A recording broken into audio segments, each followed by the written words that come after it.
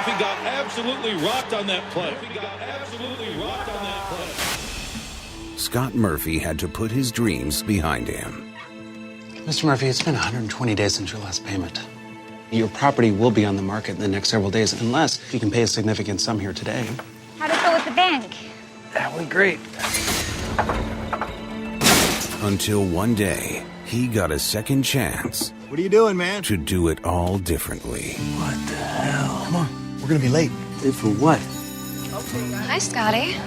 You're grounded, Buster. Grounded? Let's go. Get in there. Let's play some football. Hey, you okay? All right, Touchback. So, Cyrus, here's the question. If you could go back to your days of high school and do it over, would you? With everything I know now? Yes. Yeah, absolutely. Of course I would. Okay, now, to do this, you got to kill yourself first. Wait, what? So, who's the one that's... You said you'd do it. Yeah, you said it. Now, wait. I didn't... Step this way, Cyrus. I apparently need to read the fine print. No, you don't get to read fine print. You don't need to read that. I'm not sure oral agreement consists of legally binding. Hey, you don't read the iTunes, and you sure as hell don't need to read that. So is that what you're saying that happens in this film? Is this guy goes back to high school with everything he knows, but somebody says, okay, now take this gun and put it in your mouth and it'll work? Because that guy is really stupid. Well, you know what? It's never presented to you that way. No. But it's nowhere as cool as Billy Madison. But but you got, you know what? We just saw a movie, a few weeks ago, the high school, American Pie high school reunion. American Reunion. Yeah, American Reunion. Yeah. Which was all American Who fucking remembers. Right, who remembers, exactly. I can't even remember the title. But the big deal was Stifler, who was like, he's still stuck in those high school days. Yeah. Now, here we have a story with another character who's kind of stuck in those high school days. Only this isn't quite so funny or even fun. It's actually pretty fucking tragic. Aw, it's a shame. Well, this movie, it opens like the main character is Scott Murphy. And in high school, he is Mr. Football. He is one, whatever the Iowa high school Heisman Trophy equivalent is. Everybody knows him. He's famous. He's on top of the world, looking down on creation. And so when he gets older, he marries Peg Bundy, and well, you know, it's one of the reasons I feel sorry for people who, to them, their greatest time was in high school. Because this was him. His ticket is written. He's gonna go to the big college, football scholarship, everything. It's the last big game, the big game, and he plays his ass off. Or more like he plays his leg off, because at the end, he makes the big play that wins, and when everybody leaves the pile that's on top of him... Oh, he gets Joe Theismann? He gets Joe Theismann. Oh, yeah, that leg looks like goddamn Twizzler. Yeah. it ain't yummy. Yeah. Now, you cut to... How many... Co-hosts, what is it, 20 years later? I think it's about 20 years. Yeah, it has to be about 20 or so years later. Yeah. Where the guy is, pretty much where you'd expect him. He's working on his wife's farm, I believe. Yeah. And he's kind of just, just living his life, slumming it through, trying to make ends meet. But in the meanwhile, his buddy, I guess, comes into town. Yeah, because they're having a big reunion for all the whole high school athletes. Yeah, and you realize his buddy actually ends up, in the spot where he should have been. He's gone to the NFL. He's rich. Gone to the NFL. He married that guy's high school sweetheart. Oh. They're a couple. Yeah. They're a rich, good-looking couple. Oh, that sucks. To add insult to injury, no pun intended. No. That's bad. What sucks is that he's not just average Joe Schmo. He's fat. He's broke as shit. Is this the same actor playing it with latex and stuff? Yes, and the thing is, this is some great makeup they do on him. It really is. Because some of the other people, it's kind of like it's good, but with him, he's almost unrecognizable. Like it takes a lot to see him through it. This is Brian Presley. Brian Presley. And I was actually wondering how much makeup did they actually use, because especially the chick playing his wife, who is Melanie Lindsay, who I think our audience would remember her from. She was a chubby chick in Heavenly Creatures, right? And she's done a bunch of stuff since then. I mean, I always think of her now as she's the other Drew Barrymore, the one with dark hair, the one that didn't really quite make it that big. Right. But yeah, you mostly see him like the stuff with him playing football and that thing with the game. It's like the first 2 minutes. You only see that, but then it cuts to him older, and you see him this is the act. He looks like a broke down Lee Majors. Like you can look at his face and tell like, yeah, he was a handsome guy once, but that's all over. The $6 man. Yeah, he's got 2 kids and a wife. Their farm is being mortgaged. She's like, have you talked to the bank? You got to get us that loan. He goes to get a loan, and the guy at the bank is like, I don't know who you talked to, but that guy lied to you. Matter of fact, you never should have got this loan. It's put you further behind unless you can make a huge payment by the end of the week. Man, I feel bad for you, but we got to take the farm. He's like, you are fucked on Fuck Street. Yeah, pretty much. Pretty much. Yeah, I mean, so the kids in the town put together a big show to save the community center? No, that's every other movie. Like you think, okay, this is a movie about the heartland, and people are gonna come together. He's gonna get back there. He's gonna figure out a way. He's trying to harvest his peas. Everybody's like, why are you planting peas? It's Iowa. We're planting corn. It's all right. I'm gonna do peas. It's gonna work out. I'm gonna go borrow this tractor. It's the last one. I'm gonna use that. I'm gonna harvest these peas. And somehow that tractor hits a rock and the blade is fucked up. And like you said, Coco's, he is fucked on Fuck Street. Should have minded the cues as well. That's what that said. It's like, wow, this movie's making me want to shoot my brains out. It really does.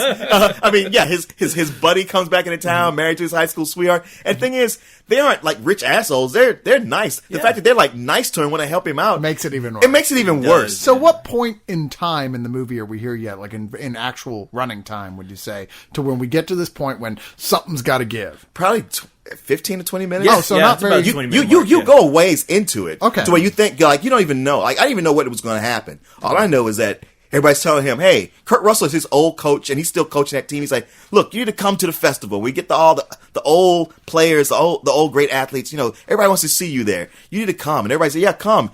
And all he's thinking is, I can't get my crops. I'm going to lose everything. I can't tell my wife. I can't tell these 2 little beautiful girls I got. And he's driving on his way over there, and he just goes, fuck it. He just, like, runs a hose from the exhaust of his truck in there. And I'm like, wow, I thought I was watching a Hallmark movie, but this shit is hardcore. Right. And then he dies, and that's it. That's the end of the movie.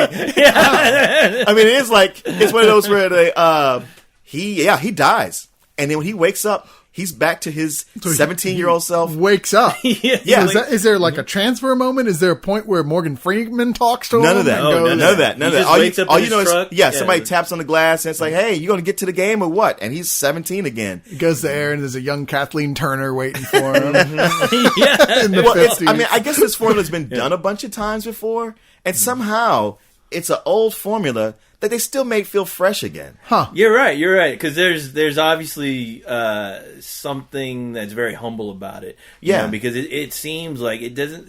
Well, first off, the movie seems to have like a fairly decent budget. So you knew that they were really concentrating on getting some good actors that can actually play these parts.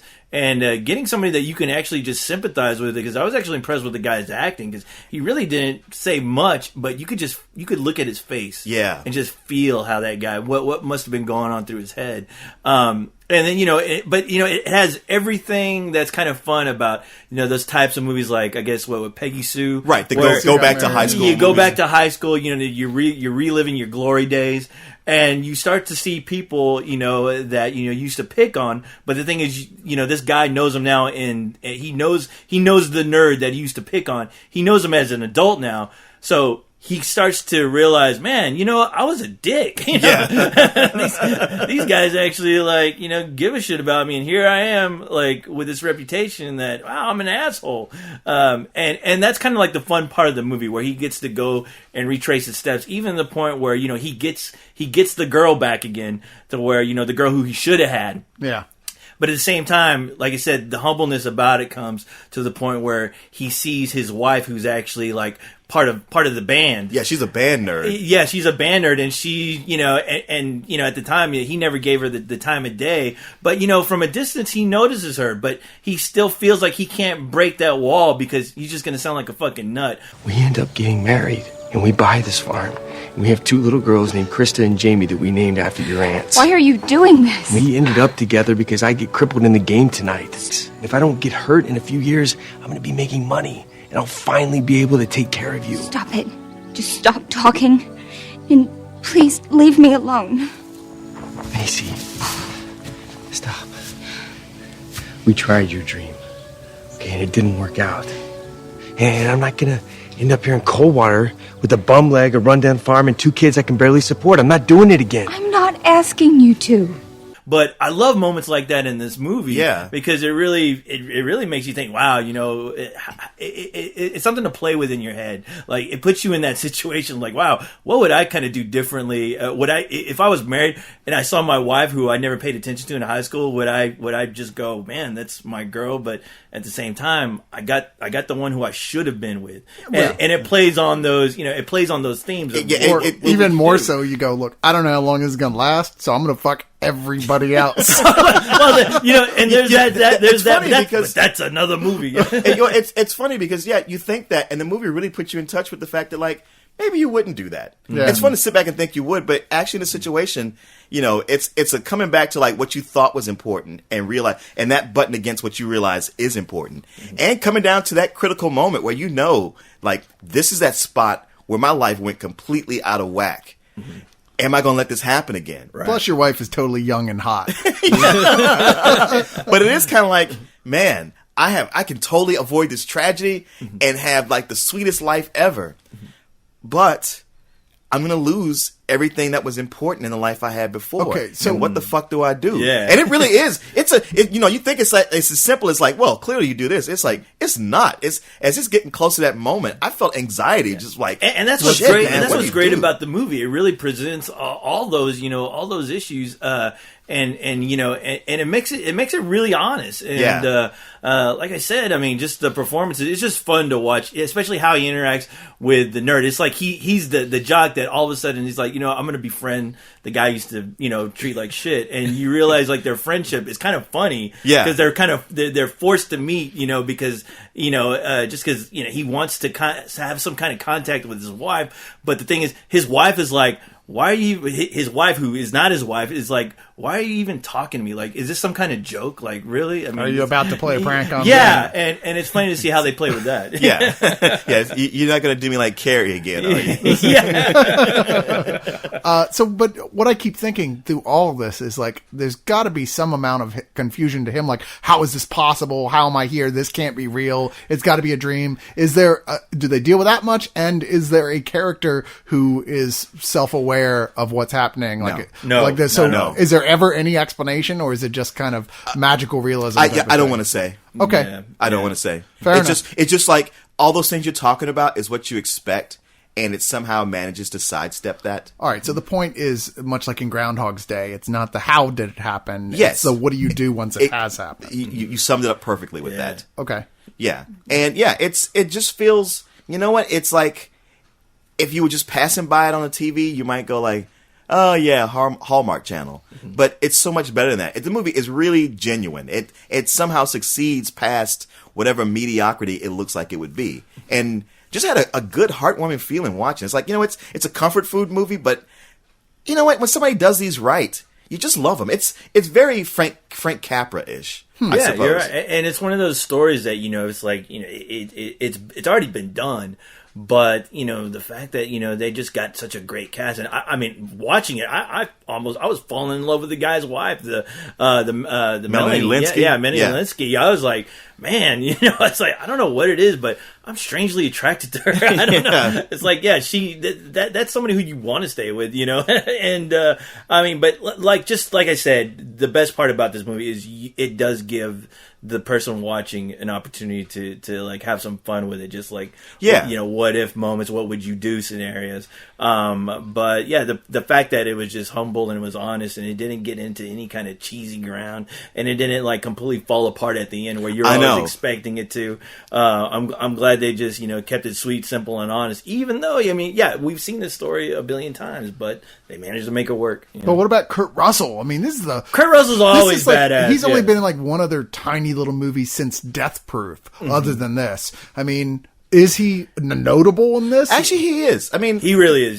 It's a small cast, and he's probably like the biggest name in there. Yeah, I mean, maybe him and Christine Lottie. Not even probably. He is. He's the biggest name, and it's not necessarily his movie, but he's so necessary to it. And he's so great every time he comes He really on. is. I mean, I was just happy to see him every time he popped up on screen because he's one of those guys. He's like, he has an answer for everything, and it's an answer that makes sense, you know. And he's not preaching to you. He's just like, look, this is just how things are, you know. It's like I could have had this life that you had, but you know, I had to put away my eye patch, and you know, I had to settle down, and you know, I got tired of running from New York and LA. So you know, I just want to live life, and you know, the simple things are usually the better things. So he makes you wish that you could be on a football team if he was going to be your coach. Oh hell yeah! It's got to be a pretty convincing performance. Then I know. I'm saying even you would be like, well, can I be the water boy and just hang out with the coach? Don't bring up Adam Sandler references.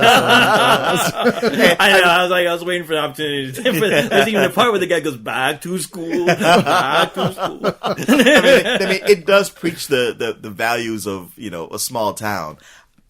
It's not for me, Right. but for them, you know, I'm like, hey, you know what? It does work. And Kurt Russell makes a good point about it where you're like, wow, dude, you know what? You're awesome. Yeah. Maybe I will stick around. I'm glad to hear that there's a lot of virtue to a small town. I know what you mean. That's wonderful. You guys you made that work the way you did. I'm not even going to visit. Yeah. But I'm glad it works for you. I'm only here because the bus stopped here on my way to Miami. Because it is one of those things where it comes to conclusions like where it's just a guy who wants to get the fuck out of his hometown because there's nothing to do there except, you know, grow corn or grow corn or do the stupid thing and grow like beans or whatever the fuck he was growing to where everyone's laughing. Why did you decide to do that? You just fucked yourself, pal. I wanted to be different. You know? So is there a villain in this per se? Or No, a bad guy character? there's not. I mean, it's, you know, The guy, the young football player, he was his own villain. Oh, it's man versus himself. Yeah. I mean, if there's any kind of quote unquote villain, it's like in the last big game, even though they're a good team, they got to play a team where the players are monstrous. They're wolves or something? It's almost like it's like if you imagine a high school that had college players that they drafted back to high school. Like they sent them back to high school just to play on that team because they were like, everybody was just like, they're gonna murder you. Yeah. I'm wishing I could remember the goddamn movie where there's a football scene where you notice when the big football players are playing against a bunch of little kids. Yeah. And the little kids are getting destroyed. You know? That's what it was pretty much. It was like a bunch of giants versus a bunch of midgets. Yeah. And those guys are like, man, we are fucked. All right, guys. Man, so what do you guys give this? Yeah, what'd you get? Oh man, you know, it's hard because I enjoyed it. You know, I enjoyed it on the level of a full price, but I recognize that it is a small movie, the kind of thing you think of as a matinee. So I hate to send somebody up there like, oh, full price. And they go like, for that little movie, like, hey, I understand. I don't know. I guess I would give it a really high matinee. Okay. Fair enough. I was with you on that, but you know the fact that you know I really actually got involved with the story, which I was really shocked about, especially a story where you know it's like, hey, you know, small towns aren't all that bad. Where I'm like, fuck you, yeah, Right? they are. They're terrible. They're horrible. Your kids are gonna die there. It's like get them the fuck out, please. Wait, it's not in Maine. Is it? Yeah, get them to where the food and the jobs are, please. You know, it really like kind of turned me around. So I'm actually gonna give it a full price because I mean I walked out there pretty goddamn happy. And I'm like, they almost convinced me to fucking go live in a small town. You know, so. Yeah, but you know they don't like robots in small towns. I know, and I also had to realize that man, fucking Snake Plissken ain't hanging out in no small town. Yeah, it's just Joe Bob Bubble. I know. When I was your age, I couldn't wait to leave this town. And then when I finally did get out, I couldn't run back here fast enough. Ready to make history? Scott, whatever happens, it's your choice. Touchback.